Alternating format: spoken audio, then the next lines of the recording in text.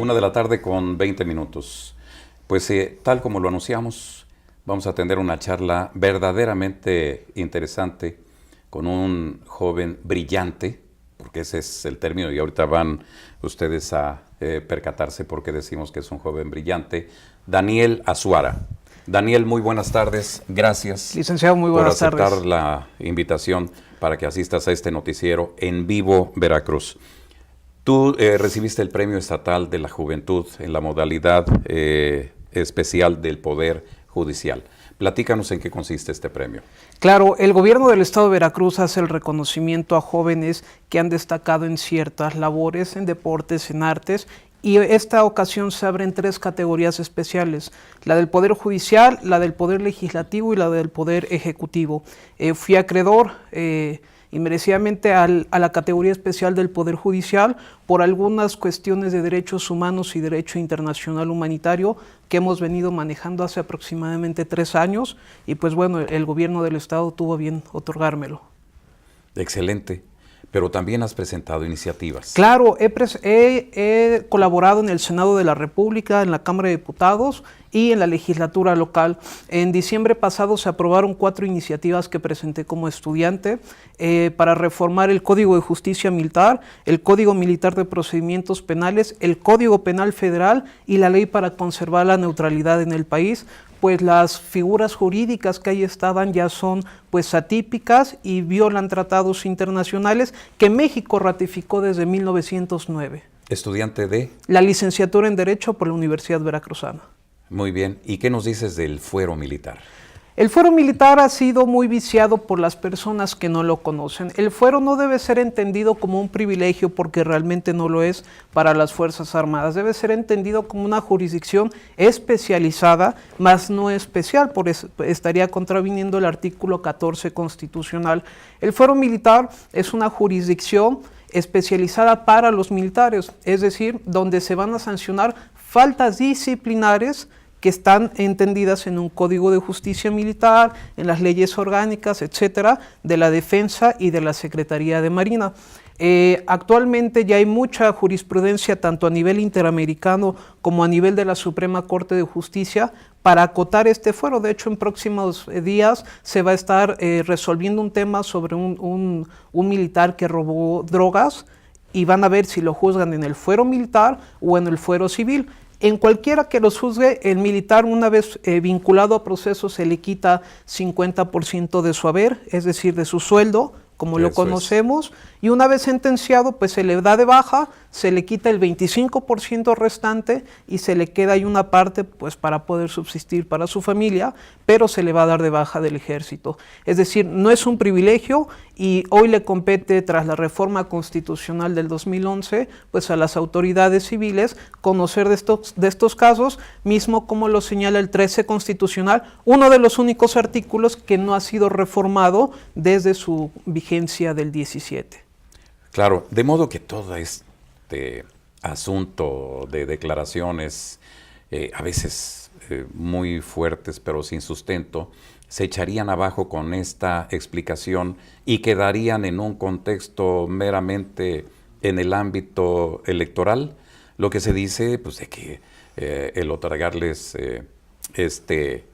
fuero, pues va a ser para otras cosas, ¿no? Así es.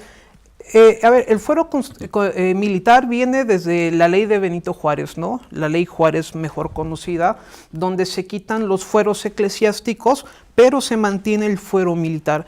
El fuero militar es para mantener la disciplina militar, que es la columna vertebral de todo ejército.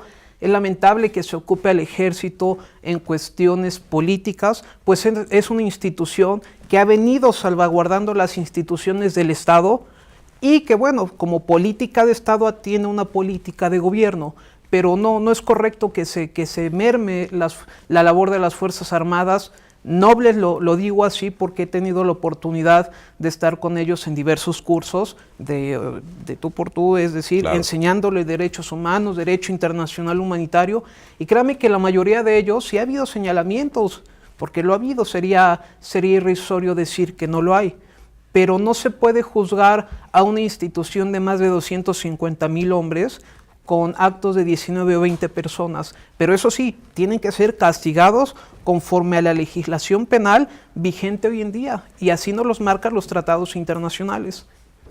Es decir, utilizaste una palabra, es una institución. Así es.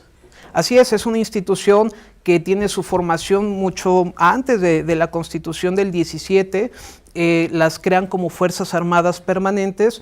Y bueno, la Constitución mexicana tiene más o menos entre 15 y 18 artículos que habla de las funciones de las Fuerzas Armadas, y una de ellas es la del presidente como comandante supremo, que la figura no viene inserta en la Constitución, viene inserta en la legislación o la ley orgánica del Ejército y Fuerza Aérea, que una de las, del artículo 89 de fracción sexta nos dice que el presidente tiene que mantener la seguridad nacional, entendida como el interior y el exterior. Estos son algunos criterios que México no es un país bélico, que no se han desarrollado internamente, pero que tiene sus alcances dentro de las constituciones de los Estados Unidos. El artículo 129 te dice que no puedes utilizar las Fuerzas Armadas en tiempo de paz. Esto se traduce en que en Estados Unidos existe una ley que se llama Posse Comitatus Act. Es decir, no puedes utilizar las Fuerzas Armadas internamente. Por eso vemos que las policías en los Estados Unidos ya tienen este grado militar, tienen todo este equipo para hacer frente a alguna situación, pues allá de terrorismo, aquí de narcotráfico, por así decirlo. Claro, ¿cuál sería el siguiente paso, de acuerdo a lo que tú has conversado, platicado con Claro. los militares? ¿Cuál es la idea que ellos tienen? ¿Seguir en las calles, como se ha utilizado de manera común, Claro. que se fortalezca la policía y ellos hacer primordialmente las funciones de esta institución que protege al Estado mexicano? Claro. A ver, este tema es muy amplio y muy complejo. Tenemos que entender varios temas. Primero, seguridad hemisférica, luego seguridad regional, luego seguridad nacional como una emanación de la Secretaría de Relaciones Exteriores o de la Política de Relaciones Exteriores. Pero a ver, las Fuerzas Armadas acatan órdenes.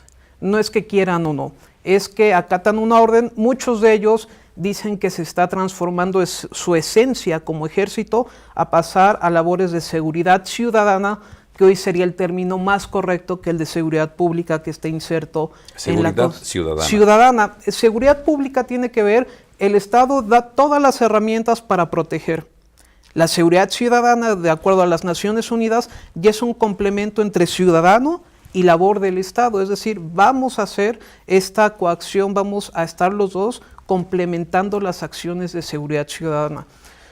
Hay muchos militares que no quieren seguir en las calles, no es su función, pero si vemos la doctrina que se ha seguido a nivel interamericano, es que los ejércitos están en las calles. Muchos, por ejemplo, ahorita se vio que México va a comprar 900 y tantos millones de pesos o de dólares en armamento bélico, y muchos dicen que no lo necesitamos. Sin embargo, hoy México está inserto en un contexto global. Hoy México tiene la presidencia de la Junta Interamericana de Defensa, que pertenece a la Organización de los Estados Americanos, y eso es un paso en la cultura de seguridad y defensa nacional. Dicen que no lo necesitamos, yo digo que sí, porque el contexto mundial, global, regional, nos hace tener pues ciertas armas. Aparte, México es de los ejércitos que no tienen más del 0.5 del Producto Interno Bruto dirigido a Fuerzas Armadas. Hace falta Así es que no es un gasto oneroso. No, para nada. Digo, de unos 3 o 4 años hacia acá se ha modernizado bastante el ejército mexicano, y yo le agradezco a los generales de las zonas militares y al secretario de la Defensa que tengan esta apertura en poder presentar a jóvenes que den cursos en derechos humanos, derecho humanitario, porque esto te habla de cómo las Fuerzas Armadas realmente quieren profesionalizarse, realmente están abiertas a obtener conocimientos, y pues bueno, es una labor loable que han hecho. Excelente, excelente. Pues Daniel, muchas gracias. Que quede el compromiso para que aceptes otra invitación posterior. Este es un tema muy, muy interesante, como ustedes lo acaban de ver y de escuchar. Por el momento, muchísimas gracias, Daniel Azuara, muy gentil, felicidades, y qué ejemplo para todos nosotros. Muchísimas gracias. Muchas A la gracias, orden. Daniel. Vamos a un corte comercial y regresamos con más información.